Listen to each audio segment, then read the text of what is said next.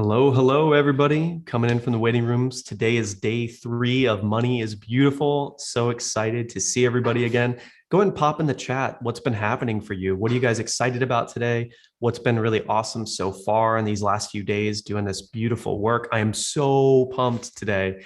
We are going to have such an incredible experience. One of my most favorite RTT therapy methods that Marissa's created, you're going to experience today, particularly in the field of money. I'm super, super excited about. This is one of the techniques that our therapists that are trained use all the time with their clients and help them overcome all sorts of things, including money. So I'm really pumped for you to experience it from the creator herself today. In the Facebook group, we're getting all sorts of amazing ads and comments from people. Right here, we've got Ruthie Ann. I'm going to say Cartagena. I might be mispronouncing your last name, but it's spelled just like the city in Colombia. Can everybody hear me pretty clearly? I'm just seeing some comments. Just want to make sure that's great because today's audio is super important for everybody. Yes, you can hear me. Amazing. Colombia, Mexico City. Yes, wonderful, everybody. So their realizations about day 2, Ruth Ann's, was that her limiting beliefs came from her childhood, from as far back in her life as she can remember. Those limiting beliefs have become part of her overall day-to-day life experience. And one of the questions that came up in her mind during the breathing in and breathing out experience was that she was, maybe giving too much at times or giving too little at other times, and sometimes maybe receiving too much, receiving too little.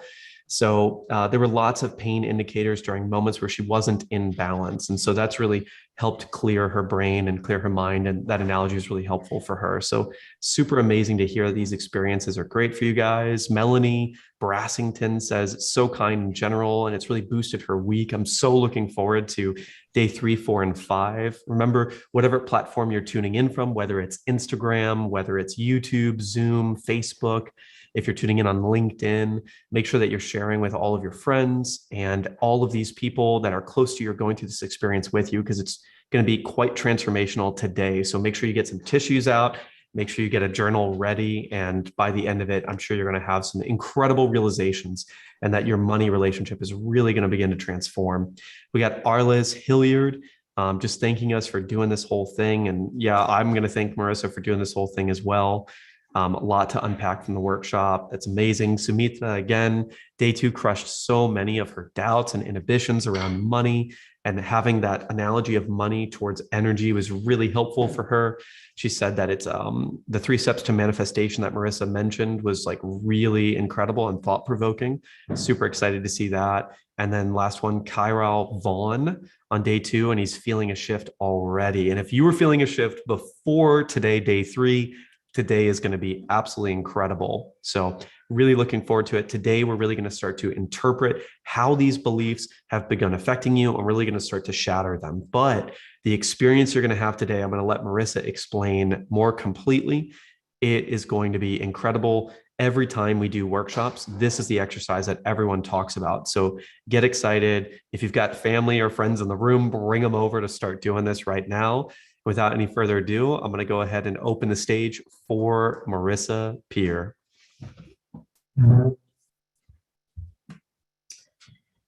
Thank you. So yesterday I was asking you to really, after the session was over, to do what I asked you to do, which is to sit with yourself and go, I'm worth it, I deserve it, I deserve it. And then look at what you really, really, really want. I prefer the word require. I think wanting is very wanting. I like to say what I require, what I insist on. We're going to do a bit of that later. And then look at what you need to do to get that. I've taught 16,000 RTT therapists now all over the world. Part of the training is having someone come up from the audience, people fill in a form saying, could you work on this or this or this? And I pick someone different every day. And they come up and I do a session.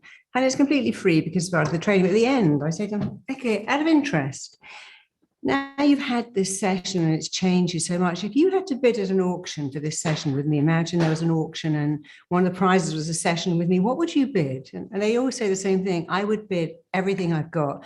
I would mortgage my house. And I don't do that to say, hey, you can charge people so much. I do it to show the students what therapy is worth, because therapy is changing people's lives. What are you selling? This is a big thing. Many years ago, I was doing a session for the BBC. I was working with many of their employees, and they were filming it. Of course, the BBC, they would film it. And they said, Marisa, you do so much. We can't really quite get what you do. But the next day I went back and they said, hey, we watched all the footage and we know what you do. We've broken it down. What is it? They said, you give people freedom and empowerment. I went, you know what? I'm going to take that. I like that. And now I tell all my trainee therapists, this is what you give clients: freedom. And when you know what you're selling, although we don't ever use the word sell, we use the word investing. To invest for a session with me, to invest in a course of sessions, we don't use the word selling or cost. We talk about investment. But when you know what you are selling to people and you know that it's worth it, that you give value, because imagine what would you pay for freedom and empowerment? It becomes much easier. And so with all of my RTT students, we do this, the 3 steps. First of all, I'm worth it. I'm worth being an amazing therapist. I deserve to be well paid because I've got a skill. I'm worth it. I deserve it. I give of myself. I give everything I've got, and therefore I can receive. And then they take a look at, well, what does that actually involve, being a great therapist? It's not enough to go, hey, I've studied, I've got the gift. It involves talking about myself, loving it so much, having the confidence to take on any client. And then what does that require? Does it require more training? Maybe, but it also requires self-confidence and self-belief. So I'd love some of you to share, because I asked you yesterday, please do this 3-step again. I'm going to ask you today to tell me what you came up with. You're worth it. Now imagine you're looking at a screen and you're looking at what you require, and you're beginning to see, as you look over, around, and you look at it with X-ray vision, you can see, oh, this is what I need to do. This is what this requires of me. And the 3rd step, of course, is because I know I'm worth it, I have the confidence to do it. So I'd love some of you to share what happened when you went through that yourself. We all know what happens when you do I'm worth it. You think, yeah, I am, or oh, actually, no, I'm not. But if I think I'm not, that's just a sign to do it more and more and more, because my mind learns by repetition. But I want to know what you came up with when you did step 2, looking at what you want, beginning to see what does that require of you. Someone said, I got that I stepped into deserving love. And when we all deserve love, but it's the same thing.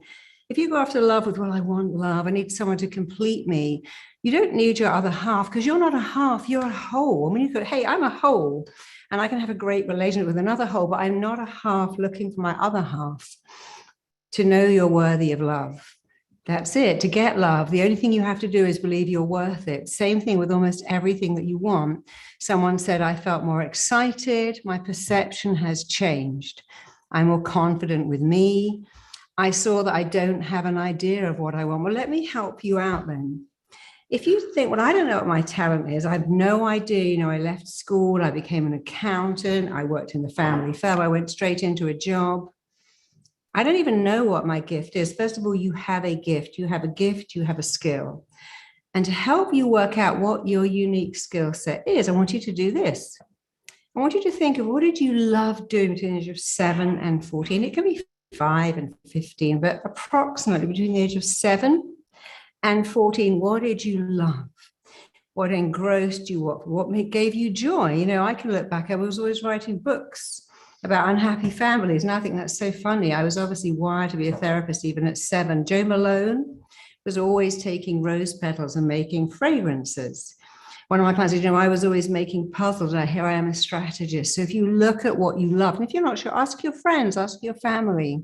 We're going to do some root cause work today, and that will help you remember what you love to do is a key indicator of what you are meant to do and what your very unique skill set is, because you do have a unique skill set.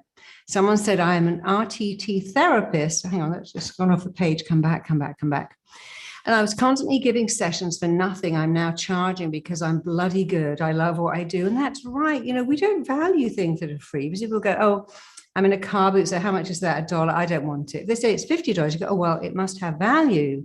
The weird thing with people is if we give away something or we undercharge, people have less value. It's important to pay for something, because then you think, hey, I worked for this. I'm going to make it work. I know this because many years ago, CNN, some big company, paid for all of their clients, all of their staff to come and have stop smoking sessions with me.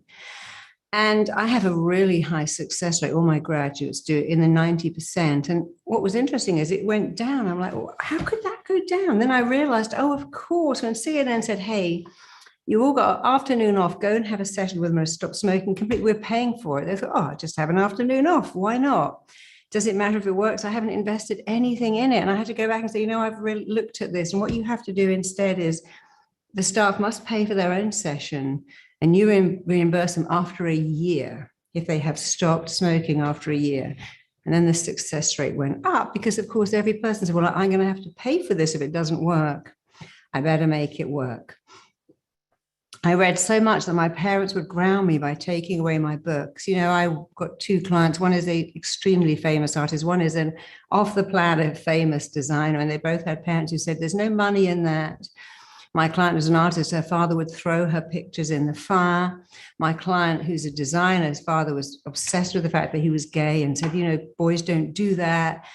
And then every time he left the house, they were going, no, draw more pictures, draw the dresses and the shoes. And so a lot of conflict. This upsets my father, pleases my mother, I shouldn't do it. And after I worked with him, he became one of the most successful people in fashion in the world. I just came back from Paris with him last week, and it's lovely to see what he's done when he overcame that fear. So today I'm going to work with you to overcome all of your fears in just a minute. I do the Money is Beautiful hypnosis for about 15 days now, and the point at which you go, oh, this does not work, and you ask us to sway side by side. Interesting enough, I got that feeling even the first time that I did it. Drawing, dancing, organizing things. I woke up with an idea. Okay, so don't worry if you don't know what you love doing between 7 and 14. Here's something amazing. Your subconscious mind is like a computer. It's like Google. If you say to Google, hey, Google, what's the capital of, I don't know, Peru? It tells you. I want you to think of your mind like a computer. Before you go to bed, I want you to lie in bed and go, hey, mind, tell me what I love doing with the age of 7 and 14. Remind me, show me, fill up my head with memories. What did I love doing? And you know what? When you wake up in the morning, you will know, because your mind is set up to answer any question you ask. So if you say, hey, what could I do to become phenomenally wealthy? How can I create something that will be of great value to me? When you go, why am I broke? But why does nothing work out? That's not a question, that's a statement. I'm so broke, why? Nothing ever works out, why? So we're going to forget about why. How? How can I find my unique skill set and monetize it? What can I do to remember my gift and monetize it? You may have to ask that question 4 or 5 nights in a row, but guess what? It will come to you and wake up, because the subconscious mind is always switched on. It's always on record. It never, ever switches off. And your subconscious mind is like Google. It knows everything. If you say, hey, I'm blocked, I'm stuck. I don't know what I love doing at 7. I have no idea. I don't know what I like doing at 15. And I don't know what my gift is. Maybe I haven't got one. Don't do that. Just remember, this is Google. This is like a genie. Your wish is its command. And start saying, hey, mind, remind me, tell me, show me, what is my gift? What am I meant to do? What did I love doing? And I promise you, if you ask that with a belief, hey, when I'm sleeping, it's going to come to me, it will come to you. Okay. Someone said I felt uncomfortable to start with, but the more I continued, the better I felt about myself and what I deserve, and taking a really good look at what my dream entails. It gave me clarity around what I need to do. And that clarity removed the fear. You see, here's the thing, your mind likes what it is. If any of you have worn lenses, who's ever put a bit of silicone on their finger and literally shoved it in there and go, oh yeah, I just got the thing with lenses like that. The first time somebody put a lens in my eye went WTF. It started watering to get that thing out of my eye. I had to do it a lot before I could get it in. And then that really weird bit of squeezing your own eyelid to get it off, especially with nails, that was even more weird. But after a while, I could put a lens in without a mirror. I could take it out without a mirror. Why? Because repetition made something that was unfamiliar familiar. Anything that you repeat becomes familiar. Your mind likes what is familiar. That's a fact. And here's another fact. You can make anything familiar. Today, I want you to make one particular thing familiar that will change your life. Praise yourself. Keep saying, hey, this is my gift. This is what I'm good at. This is what I'm meant to do. This is my unique skill set. Say it, state it, affirm it, embody it. And it'll become true because your mind doesn't know. And it doesn't care if what you tell it is true or false, good or bad, right or wrong, useful or indeed useless. I followed my dream and I trained as a coach, but I keep feeling like I need more training. Is that a confidence problem or do I really need to do more? I'm so glad you said that, because when I've been training for the last 8 years, therapists, I sometimes will stand and go, wow, I say to my sister, look at this person.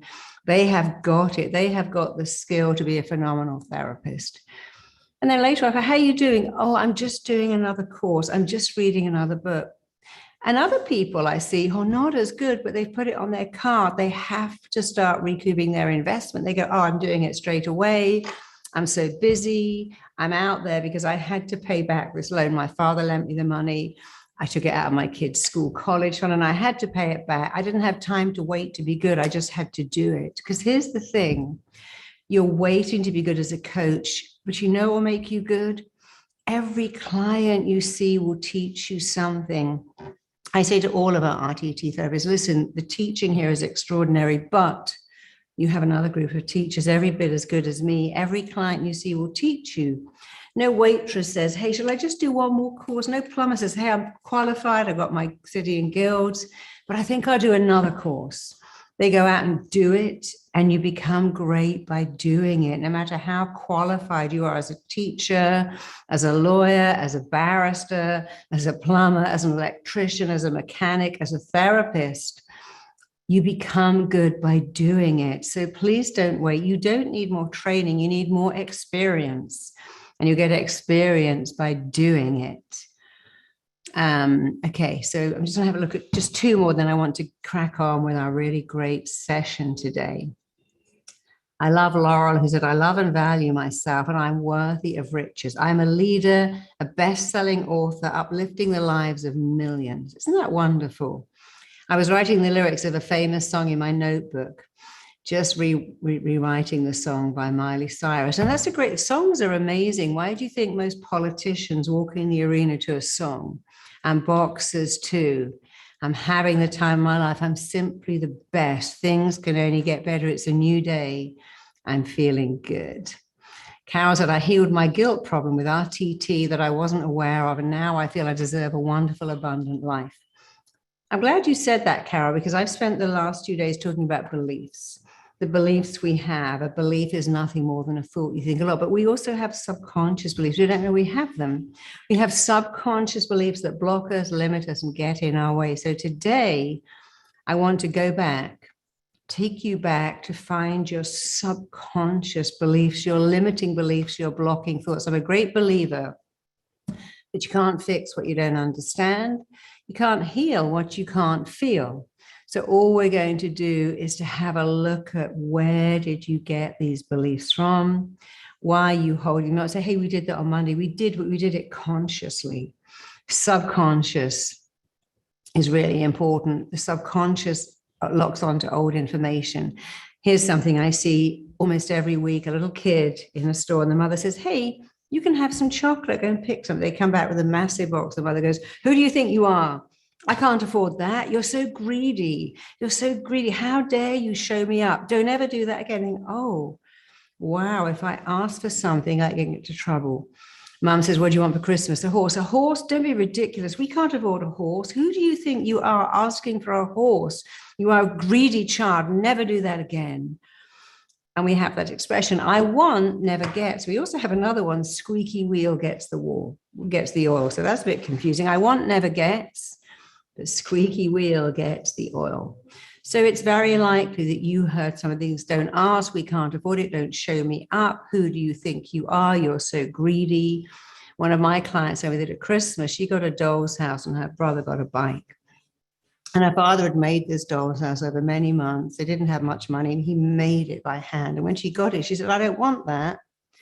I want the bike. And he was so offended that he actually beat her really badly and said, you're a disgusting, greedy, horrible girl. How dare you reject what I've given you?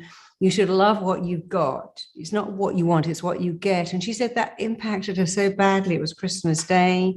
She's never enjoyed Christmas Day since. And she had this belief, if I say what I want, I'm a bad person. I got beaten for that. Until my brother was good and I was bad. And of course, these things stay with us because when you have a scared child and an authority figure, a parent, a teacher saying, you're greedy, don't be ridiculous. Of course, you can't be an actor. That's ridiculous. It becomes an imprint. It stays in us until something like today, we're going to remove it. So what we're going to do in just a minute is go into an alpha brainwave. It's not scary. I should tell you first that you cannot relive anything. You can review it. If you remembered, say you got a doll's house for Christmas and your father, you didn't like it, and your father smashed it up in front of you and hit you like hers did. You don't feel you're being hit, but you're reviewing, oh, that's what happened. You cannot relive it. Even if you want, you can only review it. And you've already dealt with the experience today. You're just looking at the memory, what that memory did to you, what it cost you, how it impacted you. And then you're going to change the memory completely.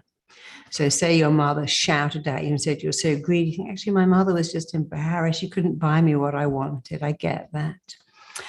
So lots and lots of things to look at, but I really want to start now because time is very important. So I want you to practice something with me first. I want you to just do this. I want you to look up as high as you can. Keep your eyeballs up, and keeping your eyeballs up like that. Just close your eyelids down. That's all you have to do. Let's do it together. Look up. Don't do that. Keep your chin like that. It's just the eyes. Just roll your eyeballs up, keeping them up. Close the lids down. You'll notice when you do that, you get a slight fluttering, which is REM. And you only get REM when you're dreaming or going into an alpha brainwave. So make yourself comfortable. Make sure your phone isn't on. No one's coming in. Don't cross your arms. Don't cross your legs.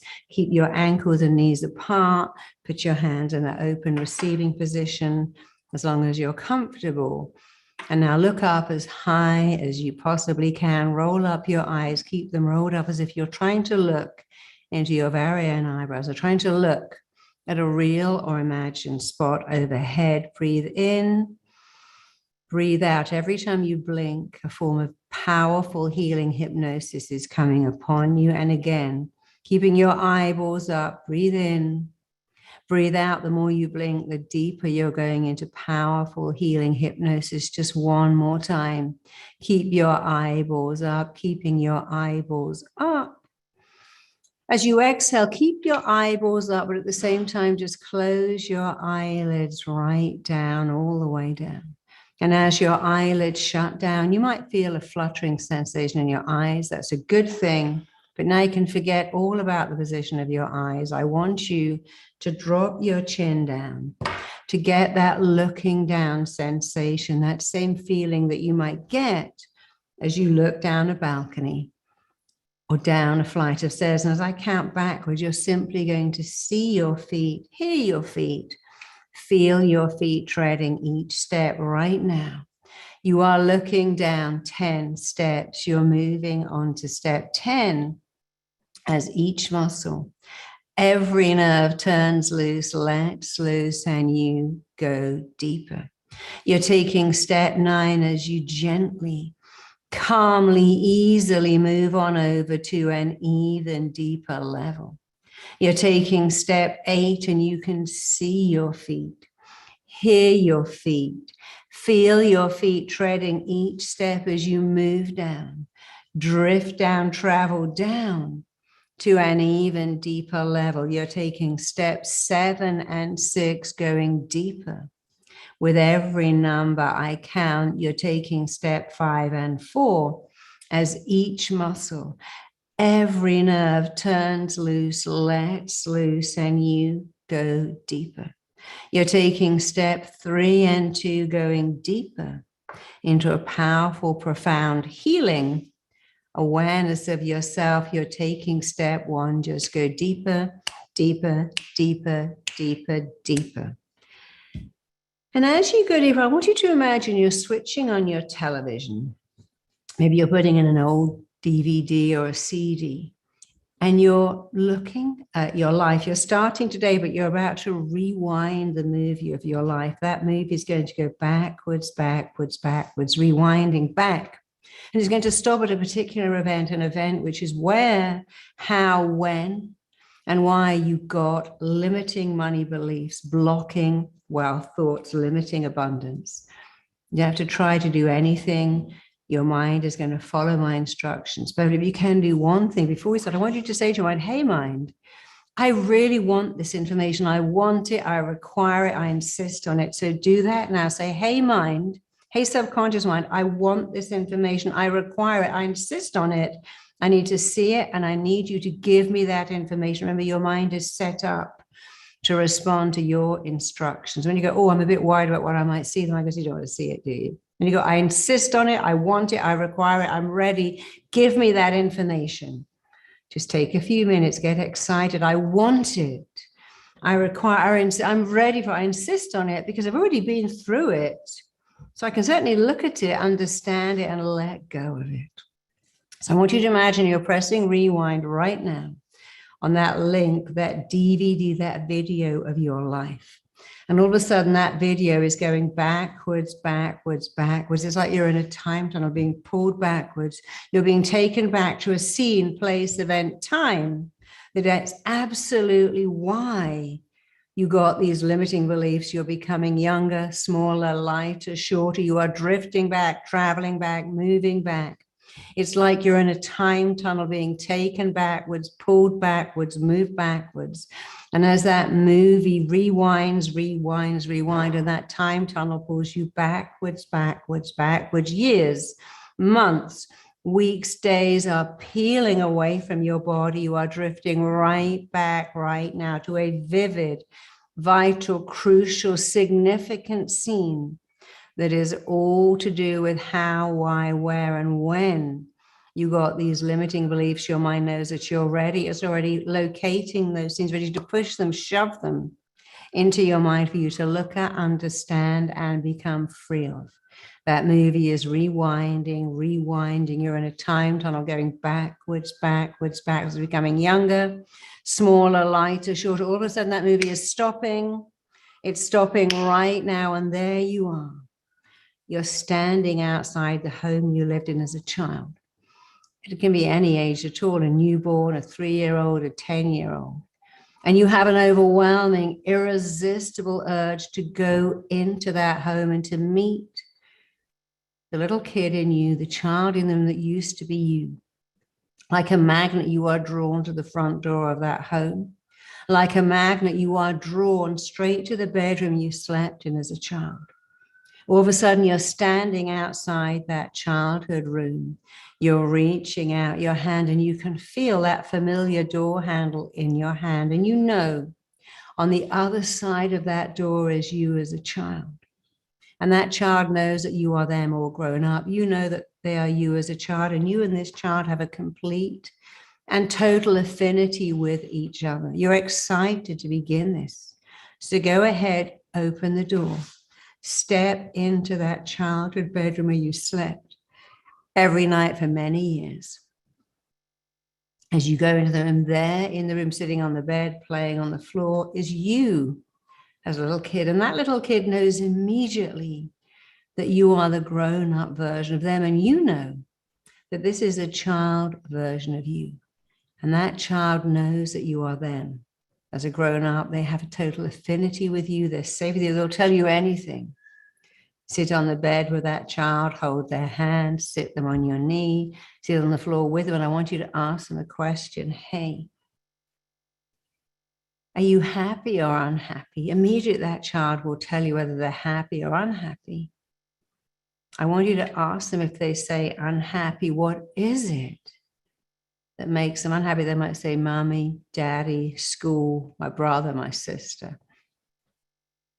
And I want you to ask them another question. What is it that mommy, daddy, what is it that they do or don't do that causes you to be unhappy or less than happy? And as you're seeing that these answers are coming so easily, you're feeling your feelings are the most real thing you will ever have. I want you to ask them another question. I want you to say to that kid, hey, you're the young version of me. Tell me right now. Tell me how and where and why you got this belief about money. Tell me how, where, why, and when you got this feeling that you could never have enough. That what other people have was not available. You might think, hey, I'm using very grown-up language. This kid is only 3, but they understand your intention. So ask the question again, hey, you're the young version of me. I'm the grown-up version of you. We understand each other. You're safe with me. Tell me right now, what happened to you? What did you see or hear or feel or experience that left you believing that you could never have enough money, enough wealth, enough success? And as I click my fingers and count from 1 to 3, you're going to find that your ears will open and you're going to hear something that you heard then. So stay in that room on the count of 1, 2, and 3. Here it comes. Your ears are opening. You can hear right now something was said to you, about you, over you, around you, something said in your line of hearing that was all to do with not being able to have enough. I want you to see clearly what you saw. I want you to feel what you felt. I want you to hear exactly what you heard. Stay in that room. Stay with that child and keep asking them, what did you see? What did you hear? What did you feel? What did you learn? What did you experience that led you to have a block about money? What did you see, hear, feel, experience that led you to believe that you were not enough and you couldn't have enough? Stay in that scene for just another moment. Look over it, look around it, look through it. And we're going to do this again. We're going to do this 2 more times. So just put that scene to one side like a DVD that you're putting to one side but coming back to. On the count of 5, you are back in that time tunnel, going back to another scene, place, event, time, going back to an experience. This is all to do with how, why, where, and when you acquired a belief that you could never have enough, that you weren't worthy of more. You are becoming younger, smaller, lighter, shorter. Years, months, weeks, days are peeling away from your body. You are drifting right back right now. Just be there. As I click my fingers, the scene is filling up your mind. And this scene in your mind, you're right in the middle of it. And you can easily answer this question, this scene in your mind where you are now. Is it daytime or is it nighttime? Are you inside or outside? Are you on your own or is anybody with you? And here's the only thing that matters in this scene where you are now, this memory, this scene. What are you doing? What are you seeing? What are you feeling? What are you experiencing? Feel what you felt. See what you saw. And as I count to 3, here it comes. 1, 2, 3. Your ears are opening. I want you to hear exactly what you heard. I want you to simply right now look over, look around, look through that scene with it. Oh, wow. Look at that. Of course, that scene. When I couldn't get what I wanted, when I was made to feel guilty, when my parents kept saying we haven't got enough. People like us never have enough. Whatever that scene is, look over it. Look at it with fascination. Look at it with insight. This is the information that is showing you how, where, why, and when you got your particular money block. Look at it, look over it, look around it, look at it with fascination, look at it with insight, look at it with wow. Of course, any kid experience what I experienced would have felt the same way I felt. Any kid living what I lived would have felt the way I felt and believed what I believed. But let's just do this one more time. Again, rather like a DVD, just put that scene to one side, because now we're going to go back to the most vivid, the most vital, the most crucial scene of all. It is all to do with how, where, why, and when you acquired these money blocks. You were not born with them. We already know that. You couldn't have been born with them. You acquired them, and when you acquire them, you can let go of them. So one more time.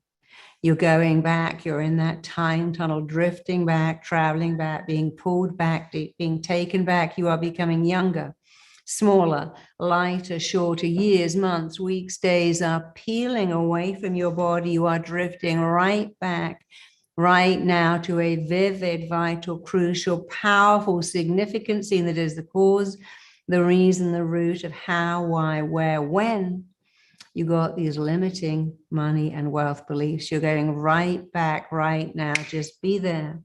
As I click my fingers, it's rather like you've switched on your laptop.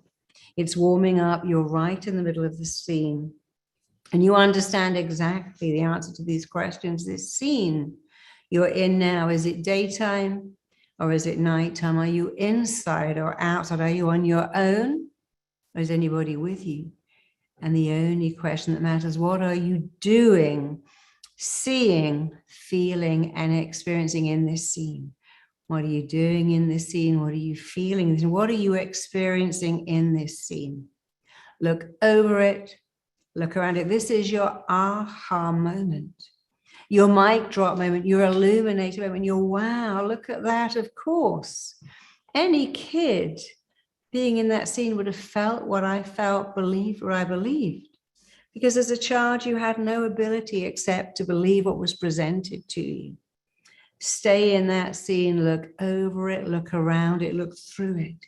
Understanding is power. You can't fix what you can't understand. You can't heal what you can't feel. So feel what it felt like to be that little kid exposed every day to these limiting beliefs about wealth, money, success, and riches. Stay in that scene, look at it with like, wow, gosh, look at that. Of course, that's why I felt like that. Of course, that's why that happened. And I want you now to imagine, but I want you to put out your left hand and imagine you're holding in your left hand 3 DVDs. Scene 1, where you went to that child in the room and you got some information. Scene 2, when you went back to a scene. Scene 3, when you went back to a scene. I want you to look at those scenes as if you're saying to mind, hey, mind, where did I get these limiting beliefs? So in your right hand, imagine you're holding a scene of you today with some limiting beliefs about wealth that have got right in your way. And on the left hand, you're holding 3 scenes in the past. Your mind is going, hey, look, it's quite clear. Whatever is going on in your life today, these 3 scenes and others like them are the reason why.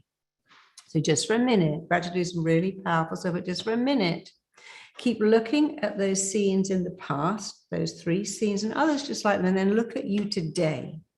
And imagine you have ticker tape running between your left hand and your right hand. Your left is what's left over. Your right is what you're going to put right.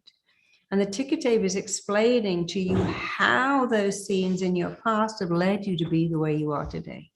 How those past scenes that you're exposed to, because of course we learn what we live, led you to have these issues with money. Imagine the answers being, imagine you're typing into Google, hey Google, how did those scenes in my past leave me with money blocks? And immediately, Google is funny, the answer, printing it out, there it is in your mind, your brilliant genius mind that knows exactly how, where, why, when you got these money blocks, is giving you information, giving you insight. And now I want you to go back to scene 1, that little kid there, and I want you to do something that may seem silly, may seem woo, but you know what? Woo works. I want you to go back to that first, and I want you to say out loud, that's not me.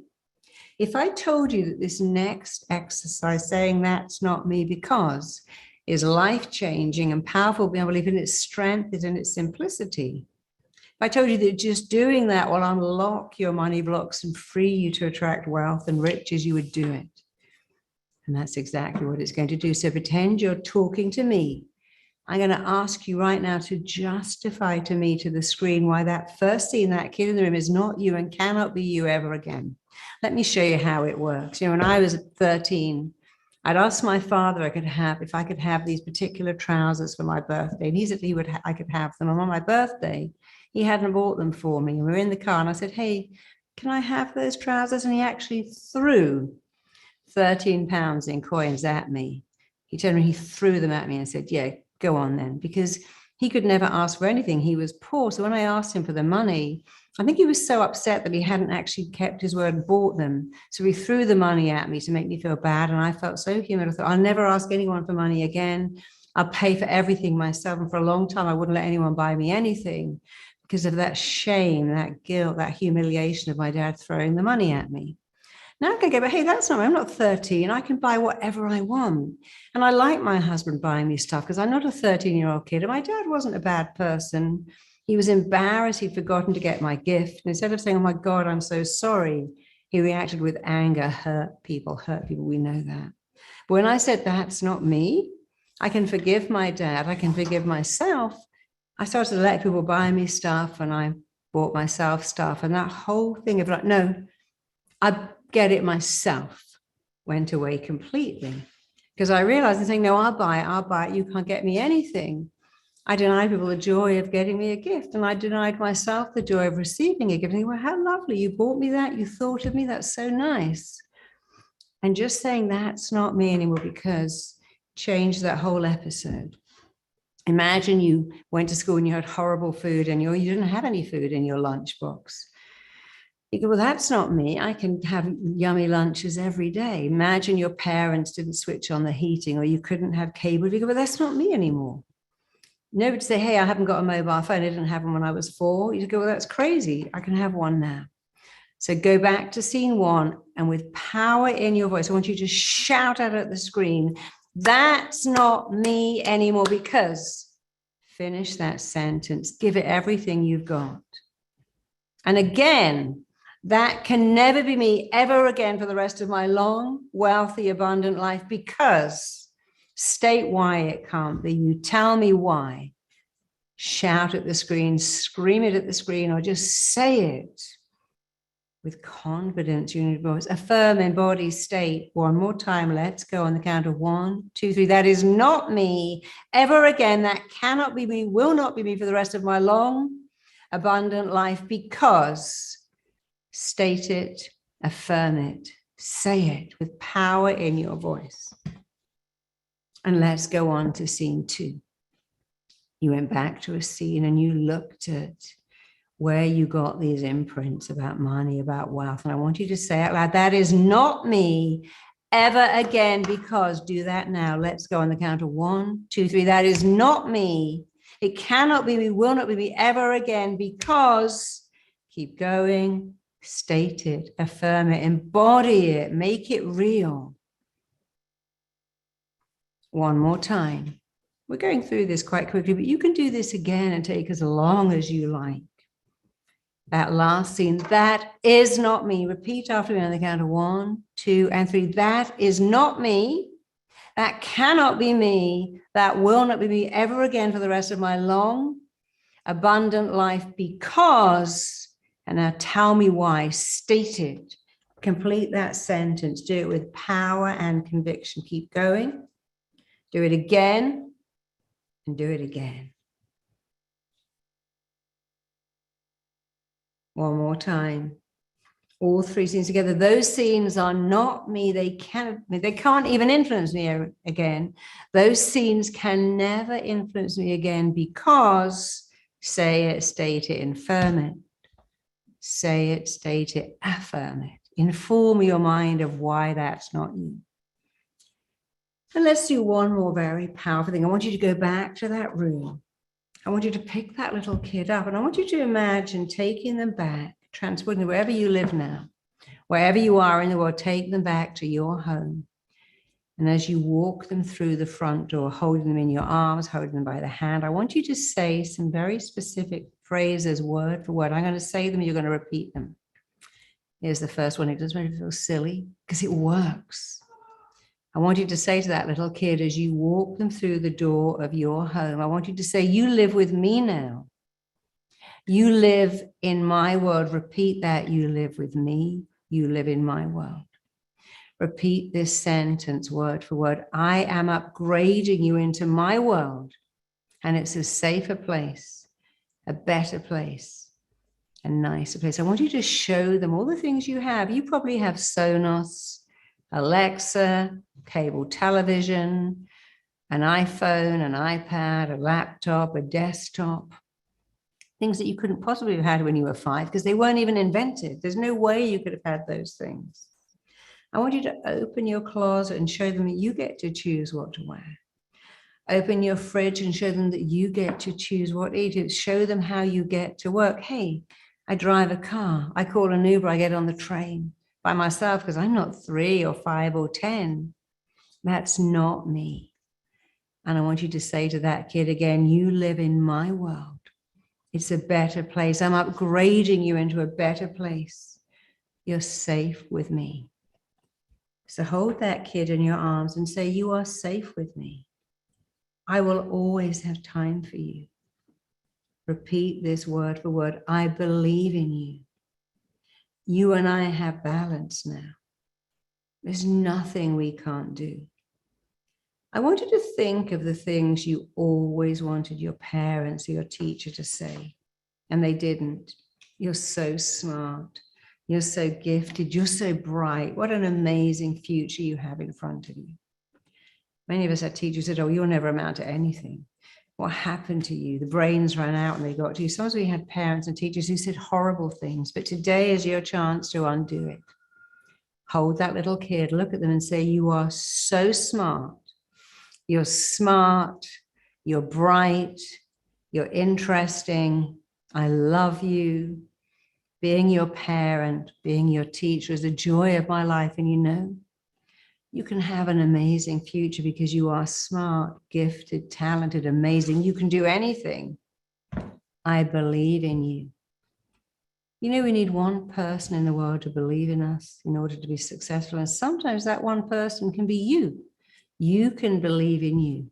So for the last couple of minutes, just think about if your parents had a degree in raising you with high self, if your teachers had a degree in raising you with self-belief, what would they have said?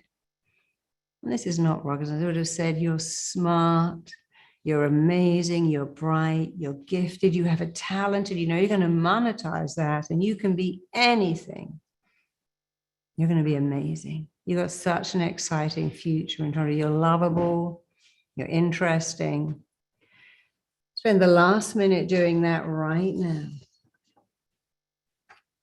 And even though you might think this all feels a bit silly, a bit empty, this is the very thing that my RTT therapists do with their clients. And many of them have gone on to riches. Many of them have gone on to phenomenal success. And many of our RTT therapists have gone on to their own success by doing that with others and having that done to them. And I had to do that with me. I was never the favorite, but I told my child I was, and amazing, I became the favorite within weeks. It was like, wow, I was just playing with this, but it's so powerful. I was never the favorite. I said, hey, you're the favorite. And in no time, what I said, I manifested it. You can be a master manifester, a massive manifester of wealth. But to clear out the old and code in the new. It's not enough to clear out the old. You've got to code in the new, code it in, wire it in, fire it in. We're going to do more of this more, but right now, let's take 2 minutes and really go for it. Imagine you're holding that kid, nourishing with words, growing their self-esteem, growing their abundance by saying, I believe in you. You're smart. You're gifted. You're intelligent. You can do anything, be anything. You're so good at writing puzzles, strategy. You're so good at people. You're so good with animals. You're going to have an amazing career. Let those beliefs go. And for the last 30 seconds, just move from side to side and just feel yourself erasing, eradicating, ending, eliminating those limiting beliefs as you move from side to side. Erase, eradicate, end those limiting beliefs, those blocking thoughts, and code in, wire in, fire in the truth. With your own voice, say these very words. I'm smart. I'm gifted. I'm intelligent. I have a gift and I can monetize that gift. I am monetizing that gift. I am smart. I am intelligent. I'm amazing. I'm a genius. I'm monetizing my gift because that's what I'm meant to do. I was given a gift and I'm given the power to monetize that gift. And I'm doing it amazingly.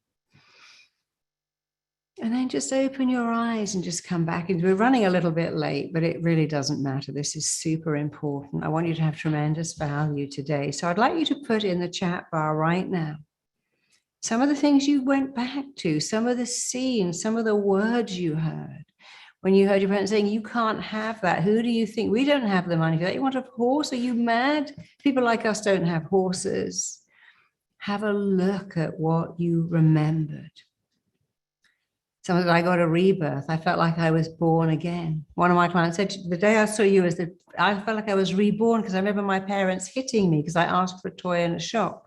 And then I stole something. They would never buy me toys. I stole a little bit of Lego. They took me back to the shop. They humiliated me. They never handed it back. They called me a thief and a disgusting person. And I thought, oh, I can never have anything. This is very common. I remember my parents fighting over money. I remember my parents saying, we can't find the money. I remember that you can't have what you want. We can't have it. Someone said, my parents said, you're a princess and I hate you. Somebody said, you're too much. You can't be too much any more than you can be not enough. You need to save money. My dad once called me a brat for asking for something. It's so common and so terrible because kids don't know that. They think they can have everything. My dad would take us to the most expensive restaurant in the city and then being angry because it was too expensive. And a lot of us, my dad would buy himself chocolate, but we weren't allowed to have it. My dad would order expensive food and we got the cheap food. Now, I worked with a client once, a very famous actor who couldn't keep anything because his dad, the mother would make dinner for the dad. They only had money for him and he would have cereal. I said, did your dad share that left? Did he share it? My dad gave it to the dog right in front of me to show me that I was worthless. Well, your dad's an idiot. But you're not an idiot. You can say, my dad was just an unhappy person, but I'm not. My teacher said, you can't make a silk purse out of a sow's ear to my mum about me. One of my clients said to me, my teacher said the brains ran out when they got to you. Your brother was so smart. Your sister, what happened to you?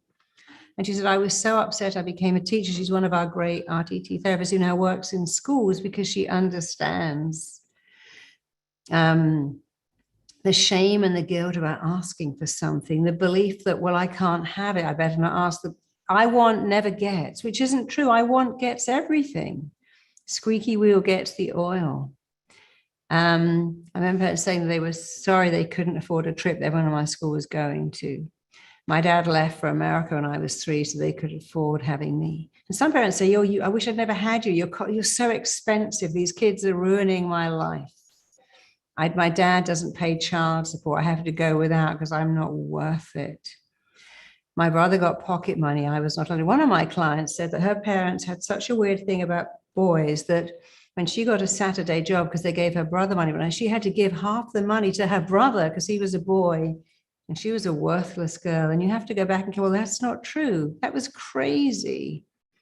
So I'd love to read all of this. We can't afford it. We've got to be careful with money, blah, blah, blah. Getting secondhand clothes all the time, getting free school lunches, having to ask for like free stuff, having to ask the shopkeeper for old stuff.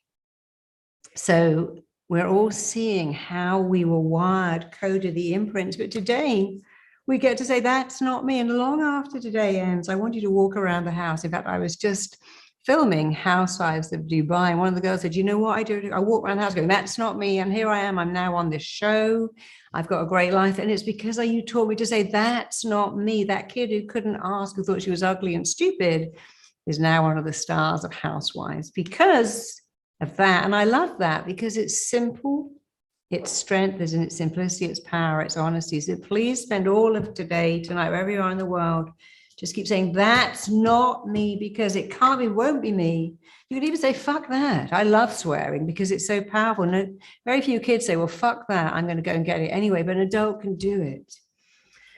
And if you're interested in learning how to be an RTT therapist, book a call. There's a link in the chat bar. We're going to tell you how you can have what I think is the best job in the world, freeing people from their limiting beliefs, freeing them to be amazing, to be profound, to soar.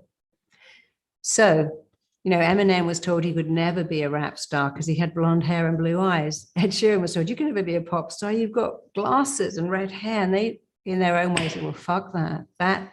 Tell me I can't, I'm going to show you I can. So let's all got that energy of, no, just because you said it, that's not me. I'm not you. I can do anything. I can be anything.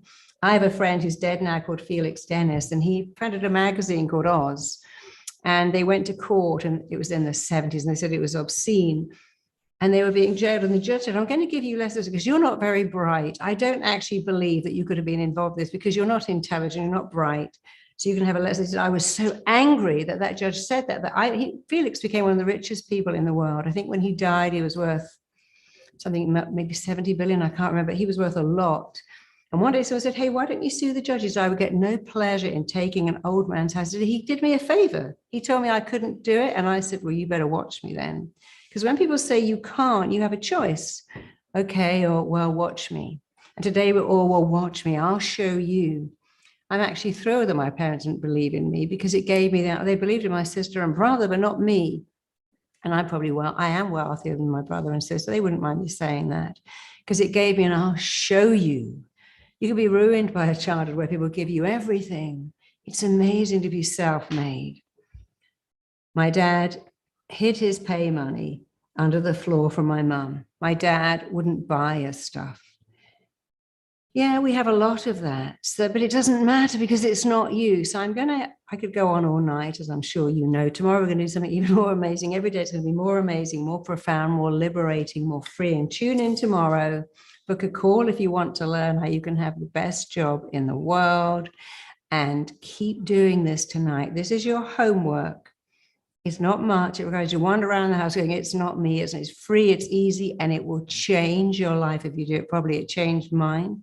It changed the lives of all the people I've trained, those 16,000 therapists. It changed the lives of their clients too. So I'm going to hand over to Skip. Thank you for staying with me. I love you. You're worth it. You can have it all with bells on. When you believe you're worth it, do It's Not Me. And remember, you have a gift, and you have a gift to monetize that gift. You just have to know it, and now you do. See you tomorrow.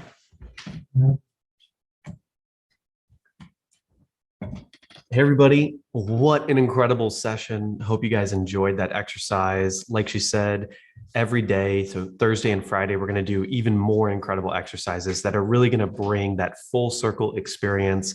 Love seeing all the interaction in the Facebook group and the YouTube chat and the Instagram chat. It's just blowing up everywhere. It seems like you guys really, really loved that exercise. I want to remind you that this stream is going to be immediately available on the YouTube channel, on the Marisa Peer YouTube channel. So if you want to go and do that exercise again, if you want to go and re-listen to certain things before tomorrow's workshop, make sure to do that. You can see day 1 and day 2 there as well if you missed anything or if you missed any segments that you want to catch up on. So make sure you go there. Make sure you're in the Facebook group if you're not already engaging with everybody. There's so many beautiful comments and community stuff that's happening. And yes, this is Skip. My pleasure to do everything. Yeah, I know Marisa is so incredible. There's book a call links dropped in the chat if you guys want that. We're getting a lot of messages right now and comments about that. So you can go and find that. If you're on YouTube, there's links in the description to get different assets and resources for you guys. If you haven't already, make sure, say, Marcus, I just saw you drop a little comment in there. Thanks for the shout out. That's awesome. Go to the description and you guys can see the Money is Beautiful hypnosis that this was all based off of, that you guys loved so much that we decided to create this 5-day event on it. So make sure you're tuning into that. Make sure that you're just aware that this is a process, right? So we've got our 5 days here and there's even more. And we're going to continue to talk about what that even more can be for you. But go back, do the child in the room again. Make sure to do Money is Beautiful hypnosis. Make sure to tune into the community and make friends with other people that are having these transformational experiences along with you.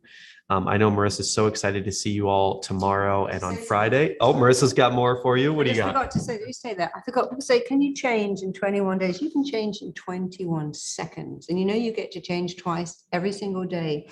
First, you get to change how you think, and then you get to change how you feel and act. So you get to change twice every single day for the rest of your life. Change your thought, change your belief, it changes an action.